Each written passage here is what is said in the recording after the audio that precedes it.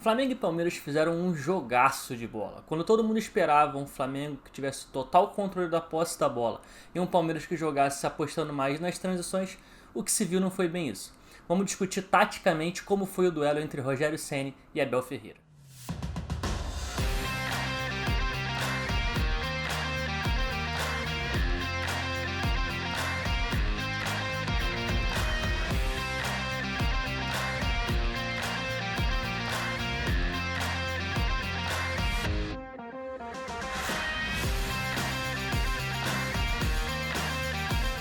Fala galera, Bruno Pet na área para mais um vídeo. Hoje a gente vai trazer aqui uma análise tática de como foi a final da Supercopa do Brasil entre Flamengo de Rogério Ceni e Palmeiras de Abel Ferreira. E a verdade é que o jogo foi um pouquinho diferente daquilo que a gente imaginava. A expectativa era muito alta já desde o início para saber quais eram as escalações que os treinadores iam utilizar. Pelo lado do Flamengo, se o Rogério iria manter o Arão zagueiro, se ia manter o Diego de primeiro volante.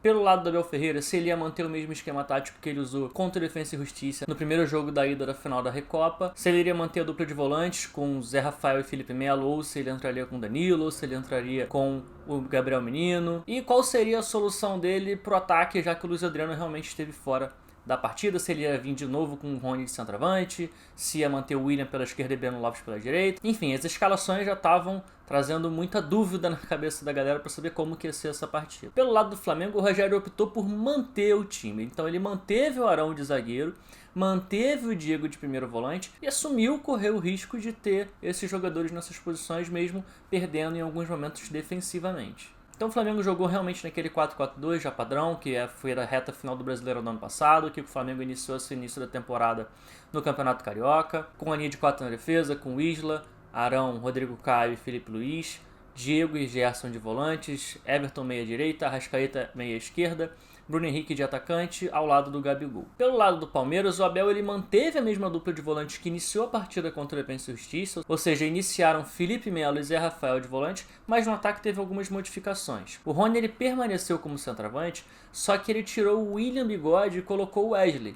E com isso ele inverteu o Breno Lopes de posição e botou o Breno Lopes para jogar lá pela esquerda, muito provavelmente para ajudar a conter os muitos avanços do Isla, que é um lateral muito ofensivo, e o Breno Lopes tem essa característica de saber compor uma linha de 5 se for preciso e tudo mais. Então ele fez essa inversão do Breno Lopes e colocou o Wesley no lugar do William Bigode, que é um jogador mais rápido para poder conseguir aproveitar as transições e os contra-ataques que o Flamengo poderia dar. Bom, o jogo já começou muito intenso, muito pegado, o Palmeiras já começou fazendo uma pressão muito alta em cima do Flamengo, e logo no comecinho essa pressão alta funcionou. Foi um lateral para o Flamengo pelo lado esquerdo, em que o Felipe Luiz foi tentar cobrar o lateral e não tinha nenhuma opção para ele poder bater o lateral. Os jogadores do Palmeiras conseguiram subir a pressão e encaixaram muito bem a marcação, e o Felipe Luiz optou por voltar a bola no goleiro. No momento em que o Felipe Luiz retorna a bola no Diego Alves, o Rony imediatamente sobe para pressionar o Diego Alves. E como a bola veio quicando, o Diego Alves não se sentiu seguro de ou dominar ou tentar dar um passe pro Arão, que estava aqui mais embaixo na tela, e acabou optando por dar uma bicuda para frente, por dar o famoso chutão. Só que tudo que vai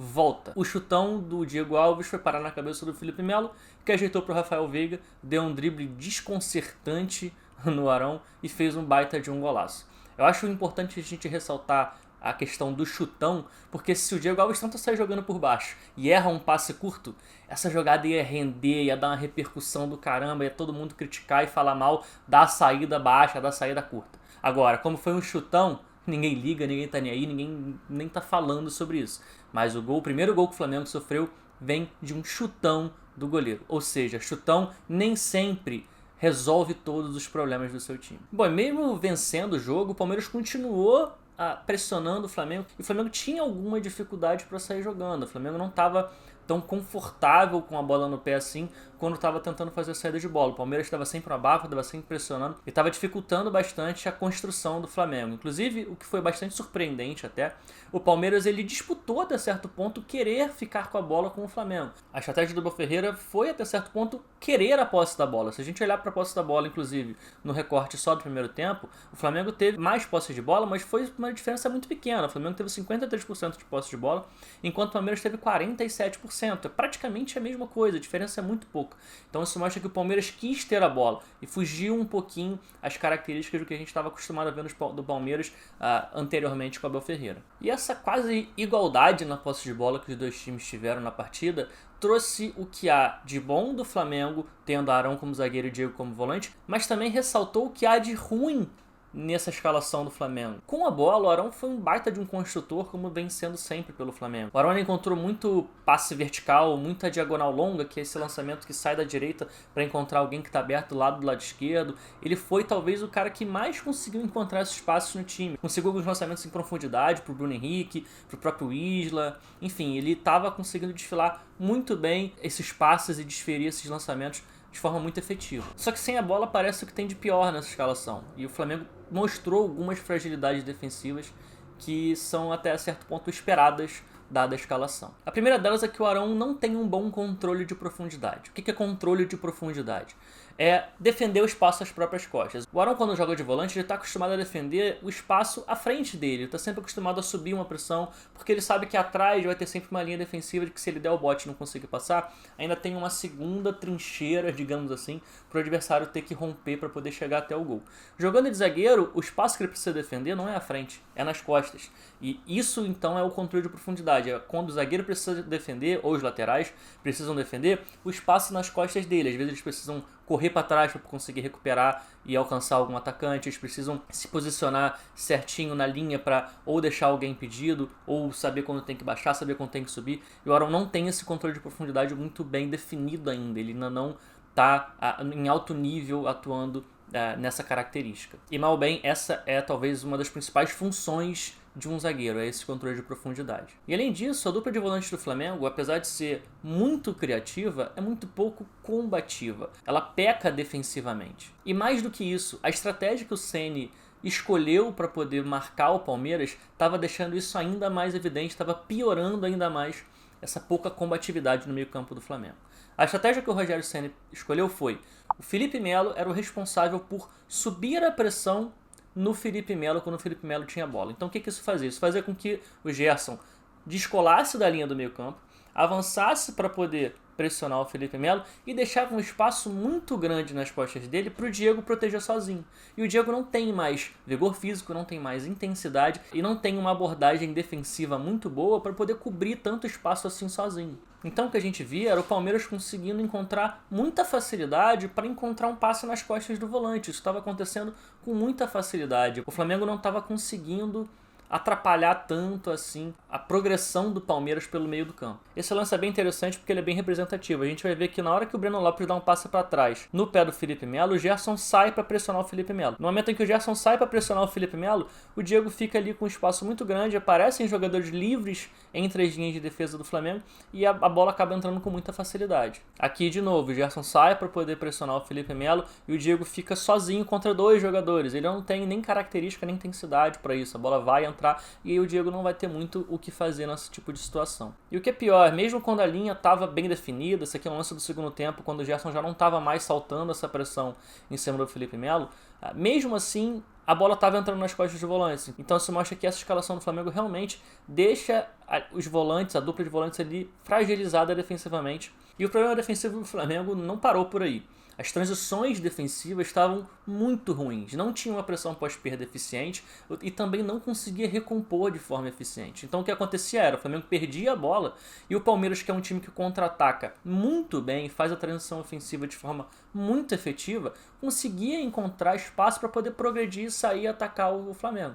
Eu não sei se isso teve um fator em relação ao horário do jogo e o calor. Eu não sei se é porque é início de temporada e os jogadores ainda não estão tão bem fisicamente. Eu não sei se é porque o Gerson esteve muito mal na partida e aí também prejudicou muito a pressão pós-perda, mas a verdade é que essa transição defensiva do Flamengo no jogo de ontem foi bem parecido com os piores momentos da transição defensiva do Flamengo na temporada de 2020, com o Domenech e tal. Foi realmente bem ruim a transição defensiva do Flamengo e, repito, enfrentando uma transição ofensiva do Palmeiras do Abel Ferreira, que é muito boa, isso ficou muito evidente. Isso foi escancarado em dois lances de escanteio, em que o Flamengo tinha um escanteio a seu favor e acabou sendo contra-atacado porque não conseguiu fazer uma boa transição defensiva, em situação, uma vez, de igualdade numérica. Então foi uma situação em que o Palmeiras atacou 4 jogadores contra 4 defensores do Flamengo. E num segundo momento, o Palmeiras chegou a ficar num contra-ataque em superioridade numérica. Era um contra-ataque de 4 contra 3. E realmente a transição defensiva do Flamengo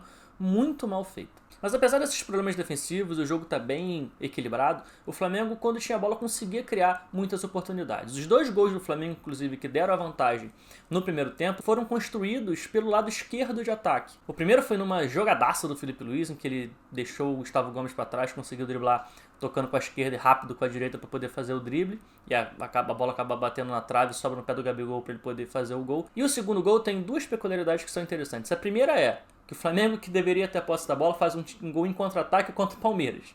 Isso já é bastante curioso. E a segunda peculiaridade é, beleza, o lance do Arrascaeta foi sensacional, a finalização dele foi muito boa, só que nada disso teria acontecido, o Arrascaeta não teria encontrado esse espaço para finalizar se não fosse a movimentação do Bruno Henrique. Então o Bruno Henrique ele faz um movimento atacando a área, arrastando o defensor do Palmeiras que está marcando ele e tirando ele da frente da área, empurrando ele para uma posição mais avançada no campo.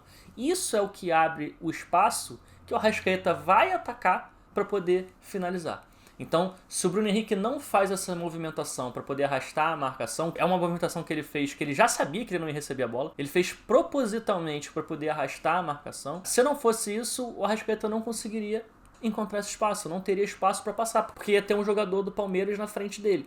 Então, as movimentações com bola são muito importantes, os lances técnicos que os jogadores fazem com a bola são muito bacanas, muito legais, mas essas movimentações sem bola às vezes são tão ou até mais importantes do que as movimentações com bola. Então a gente precisa sempre exaltar esse tipo de lance, porque é muito bacana acontecer, e no Brasil às vezes ele é até bem raro em alguns times que a gente vê por aí. Bom, na volta do segundo tempo o Abel ele decide fazer uma substituição muito parecida que ele fez contra o Defensa e Justiça. Ele trocou a dupla de volantes. Contra o Defensa e Justiça ele tirou o Felipe Melo e o Zé Rafael e colocou Danilo e Patrick de Paula.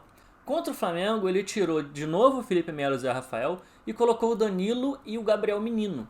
Isso fez com que o meio-campo do Palmeiras voltasse a ficar mais intenso, voltasse a ficar com mais vigor. Muito parecido com o que aconteceu contra o próprio Defensa e Justiça. O time melhorou depois dessas substituições. Aliás, o que jogou o Danilo é uma barbaridade. Desarmou, interceptou, ganhou disputa física, fez lançamentos, deu passe. Ele realmente controlou o meio-campo a partir do momento em que ele entrou e fez o Palmeiras crescer muito de produção. E além disso, além do Danilo jogar muito, do Palmeiras ter mais intensidade no meio-campo, o Rogério ele mudou a estratégia. Então, lembra que eu falei que o Gerson estava saltando a pressão em cima do Felipe Melo? Então, no segundo tempo o Gerson não estava saltando a pressão no Danilo. O Gerson passou a compor mais o meio-campo do lado do Diego. Se por um lado isso fez com que a linha de meio-campo do Flamengo ficasse mais protegida, isso fez com que o Palmeiras passasse a ter mais domínio da posse, fez com que o Palmeiras tivesse mais controle do meio-campo, porque o Danilo tinha mais liberdade para conseguir jogar. Ele não estava completamente livre, o Gabigol e o Bruno Henrique estavam se revezando ali em quem ia marcar ele, mas ele conseguia se desvencilhar mais fácil de Bruno Henrique e de Gabigol, que não tem tanta intensidade assim na marcação, não tem tanto cacuete de marcação quanto tem o Gerson. Então o Palmeiras conseguiu crescer muito e ter um controle muito grande até da posse da bola nesse momento do jogo.